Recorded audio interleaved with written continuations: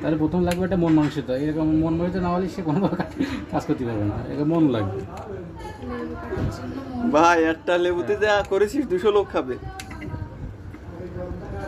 তুমি চাইলে আমি 500 খাওয়া দিতে পারি, আমার কোনো বিষয় না। একটুকু কোনো পিস দাঁড়াও। দেখো এ কি এতে সে যাবে, এতে সে দুটো পাবে, যে পাবে সে দুটো। আলু ভর্তা হয়ে গেছে। লেবু সালাদ।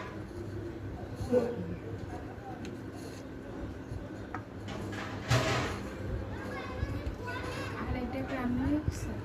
আজ আপনাদের শিখাবো কিভাবে একটা লেবু থেকে 30 পিস লেবু বের করা যায়।